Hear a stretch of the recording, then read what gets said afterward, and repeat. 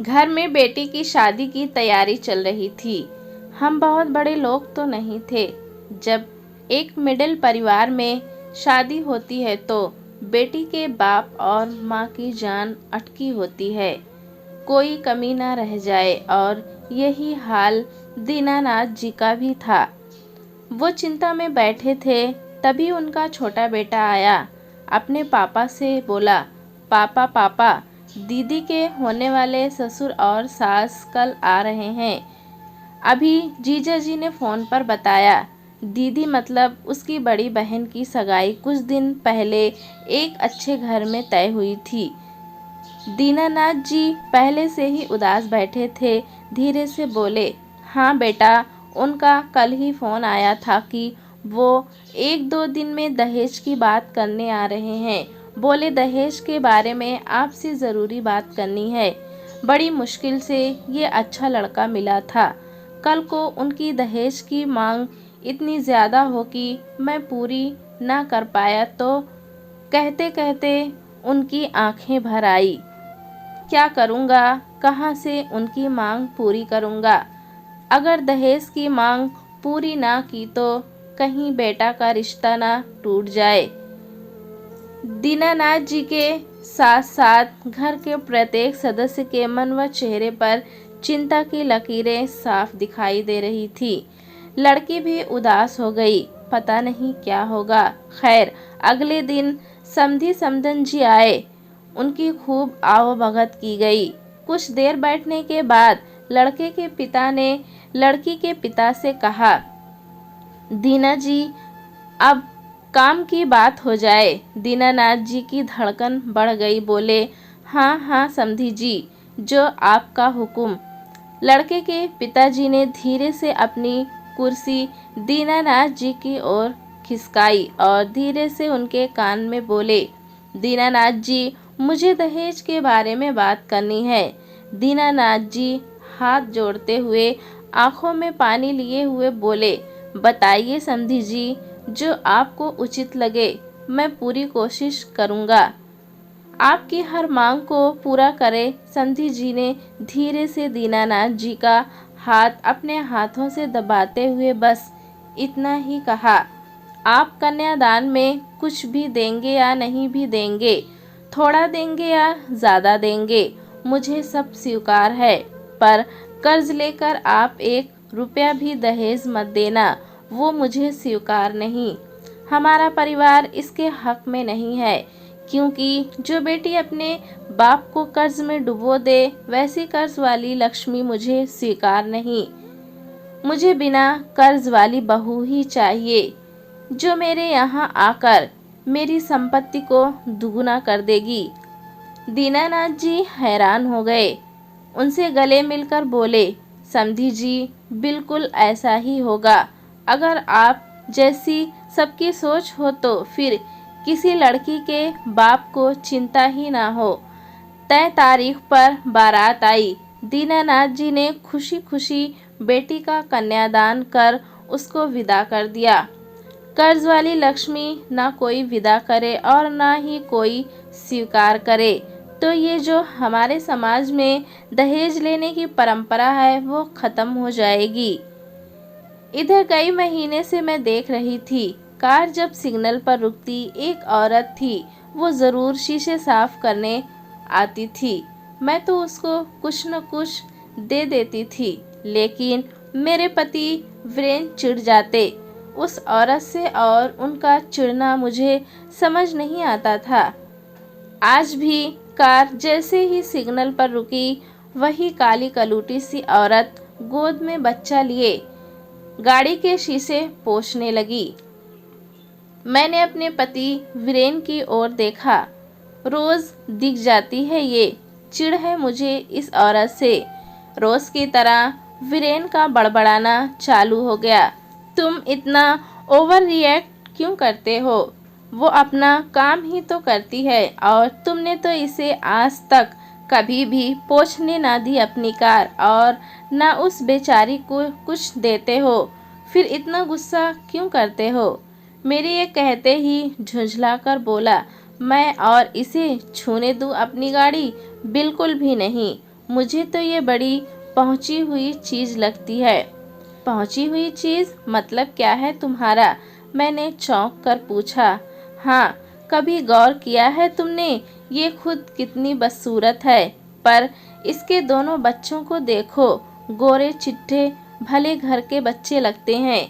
इसकी बेटी को देखो, दूध जैसी गोरी है। बताओ कैसे? या तो ये किसी और के बच्चे लेकर भीख मांगने का काम करती है या चरित्रहीन है। तभी वीरेन की बात सुनकर मुझे गुस्सा आ गया। कुछ भी अपने दिमाग का कचरा साफ करो। बिना किसी के बारे में जाने हमें ऐसा नहीं बोलना चाहिए। ये काली है, हो सकता है इसका पति गोरा होगा, उस पर गई होगी ये बच्ची। चरित्रहीन होती तो गाड़ी के शीशे साफ क्यों करती? अब हटाओ ये सब, देखो सिग्नल खुल गया है। मैंने बात बदल दी। इस बात के 2 हफ्ते बाद ही एक शाम मैं और वीरेन ऑफिस से लौट रहे थे। ज़बरदस्त ट्रैफिक था। वीरेन ने शॉर्टकट लिया। रास्ता शहर की डोमटोली से होकर था। मन तो नहीं था उधर से जाने का, पर मजबूरी थी। पतली गली, दोनों ओर बांस की पत्तियों, पूस प्लास्टिक से बने बेतरतीब से घर। अचानक कार सड़क के बीचों बीच बने मेन हॉल से टकराई और रुक गई। Oh no! वीरेन ने उतरकर देखा। अगला टायर धंसा पड़ा था। हो गई छुट्टी। मुझे तो टायर बदलनी भी नहीं आता। अब क्या करूं? वीरेन परेशान हो गया और साथ ही साथ मैं भी। अब क्या होगा? इधर तो कोई है भी नहीं। मैं भी नीचे उतर आई और इधर उधर देखने लगी। तभी आगे की झोपड़ी से किसी की आवाज़ आई। क्या हुआ साहब, पंचर हो गया क्या? देखा तो एक आदमी ज़मीन पर बैठा टोकरी बीन रहा था। उल्टे तवे सा, काला दुबला पतला, एक पैर सूखा हुआ, लकवाग्रस्त। पास ही नीचे मिट्टी के बर्तन से एक छोटी सी बच्ची खेल रही थी। मुझे उस बच्ची का चेहरा देखा देखा सा लगा, पर याद नहीं आ रहा था उसको कहाँ पर देखा है। लेकिन देखा तो है कहीं। मैंने दिमाग पर जोर नहीं दिया। वीरेन ने उसे देखकर अनसुना कर दिया। हाँ हाँ, पंचर हो गया। कोई मिलेगा क्या बनाने वाला? वैसे स्टेपनी है गाड़ी में। मैं इस उम्मीद में बोली, शायद मदद ही मिल जाए कुछ। कोई दुकान तो नहीं है यहाँ मेम साहब, पर हो जाएगा, बुलवा देता हूँ, कर देगा। उसकी बात सुनकर राहत मिली। प्लीज़ बुलवा दीजिए। मेरे कहते ही उसने ज़ोर से आवाज़ लगाई। ओ कमला, छोटू को बुला ले। साहब लोग की गाड़ी रुकी पड़ी है। ठीक है के स्वर के साथ जो औरत बाहर आई वो वही औरत थी, सिग्नल वाली औरत, काली कलूटी बदसूरत, जिससे हद भर की चिढ़ थी वीरेन को। मैंने देखा अभी भी उसकी गोद में उसका गोरा चिट्ठा बच्चा था। वीरेन ने उसे देखा, फिर कनखियों से मुझे देखकर फुसफुसाया। देख लिया ना इसके पति को, कितना चमक रहा है, दुधिया गोरा। अब बताओ क्या गलत कह रहा था मैं इसके बारे में? मैं चुप हो गई। थोड़ी देर में वो औरत एक लड़के के साथ आती हुई दिखी। लीजिए साहब, ये कर देगा। ए छोटू, चल जल्दी बना दे साहब की गाड़ी, बड़ी देर से खड़े हैं ये लोग, वो ज़ोर से बोला। थोड़ी देर बाद, लो साहब, हो गया आपका काम। लड़के ने काम खत्म करके कहा। वीरेन ने जैसे ही पैसे देने के लिए पर्स निकाला, नहीं साहब, इतने से काम के क्या पैसे लूं? उस पर भैया ने बोला करने को। वो तुम्हारे भैया हैं? और उसकी पत्नी को तो मैंने देखा है सिग्नल पर गाड़ी के शीशे पोंछती है। मैंने पूछा, ना सगे भैया है ना है, पर हम सब इन्हें भैया ही जी बोलते हैं। हाँ, वो करती हैं शीशे पोंछने का काम। क्या करें साहब, हमारा सूप टोकरी बीनने का काम है।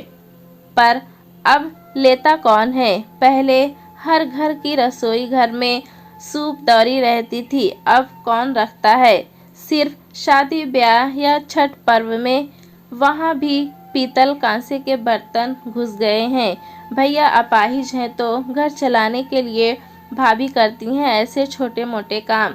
ऐसे दोनों बड़े भले इंसान हैं। छोटू के स्वर में उनके लिए इज्जत दिख रही थी। ऐसा क्या कर दिया है इन दोनों ने? वीरेन ने हैरत से पूछा। साहब, ये दो बच्चियां देख रहे हैं आप? उसने उंगली से बाहर खेल रही बच्ची की तरफ इशारा किया। उनकी बेटियां नहीं हैं।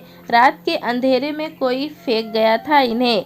एक बच्ची तो मरणसन्न हालत में थी। पुलिस के डर से कोई उठा नहीं रहा था, पर भैया जी ने उठाया भी और जैसे तैसे करके बच्चे का इलाज भी करवाया।